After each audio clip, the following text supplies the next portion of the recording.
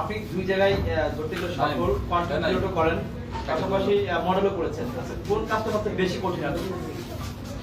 আমার কাছে কোনো কাজই কঠিন না। যখন আমি চিন্তা করি যে আমি এটা করব, তখন আমি এটা করবই। ওটা কন্টেন্ট ক্রিয়েশনই বলে। কন্টেন্ট ক্রিয়েশন করার জন্য আমার যদি কোনো কিছু, কোনো টিউটোরিয়াল লাগে বা কাউকে অনুকরণ করা লাগে বা কাউকে দেখে নেওয়া লাগে, আমি সেটা শিখে নিব। তো আমি যখন ডিসাইড করি কিছু করব, আমি একদম আমার লক্ষ্যটা ঠিক দেখেই আমি সেদিকে আগাই। আপনি কিন্তু ভালো ডান্স করতে পারেন, আপনার গানে অনেক ডান্স দেখেছি আমরা।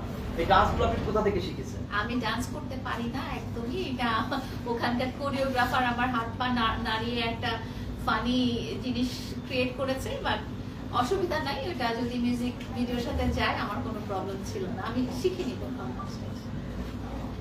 আচ্ছা আচ্ছা, একটা প্রশ্ন আমি করতে চাই, সেটা হচ্ছে যে শামীম ভাই একটু আগে যে প্রশ্ন করছিল নীলয় ভাইকে, যে একটা কাজ করতে গেলে বট গাছের ছায়া লাগে এবং সেই ছায়াটা হচ্ছে লাইলা আপু। আমার প্রশ্ন হচ্ছে যে সবাই বট গাছের ছায়া হিসেবে লাইলা আপুকে কেন বেছে নেয়? সেম প্রশ্নটা আর কি লাইলা আপুকে, কি এমন জাদু আছে লাইলা আপুর কাছে? এটা আসলে না, আমার মনে হয় কি এটা হচ্ছে যে ওরা যে আমাকে ভালোবাসে এটাই। এছাড়া আমি তো একদম খুবই সাধারণ মানুষ, একদম ওই যে রাস্তা দিয়ে হেঁটে চলতে আশেপাশে যেরকম সাধারণ মানুষ আমরা দেখি, আমি তাদেরই একজন।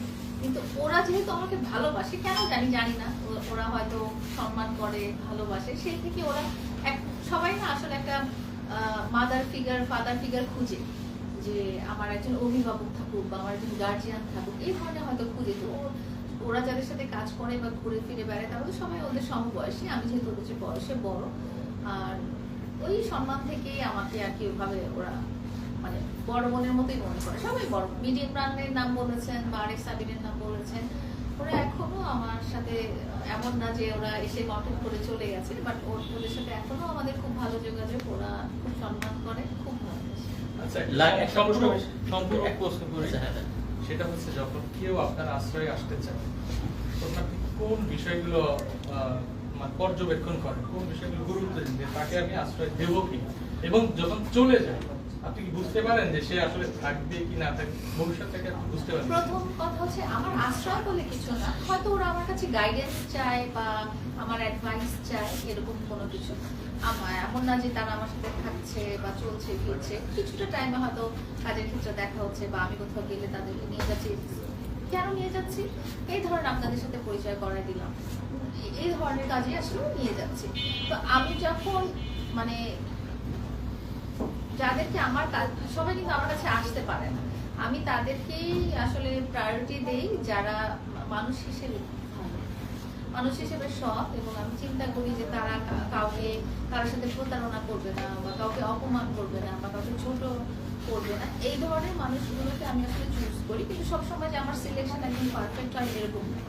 এগুলোর মধ্যে থেকে অনেকে আছে যে তাদের ভিতরের খারাপ জিনিসগুলো আমার সাথে হয়তো প্রকাশ করলো না বা পরবর্তীতে আমি জানতে পারলাম, তো তখন আমি তাদেরকে গাইড করি বা অ্যাডভাইস করি যে দেখো তুমি এগুলো খারাপ, এগুলো ছাড়ো।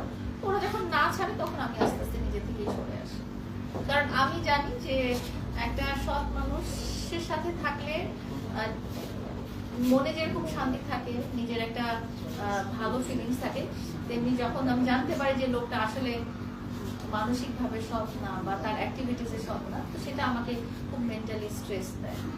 আপু, আপনি এই যে বেছে বেছে কেন শুধু টিকটকারদেরকে আপনি কাছে টেনে নেন বা ফোন করে নেন? অনেক সাংবাদিকরাও তো আপনার খুব কাছে আছে, আমরা জানি, বা অনেক এদের কেন কাছে টেনে নেন? আপনি একদমই কি বলবো, একদমই পক্ষপাতিত্ব করছেন। টিকটকার বলে কিছু নাই, ওরা আসলে সবাই উদীয়মান অভিনেতা অভিনেত্রী আমি বলবো।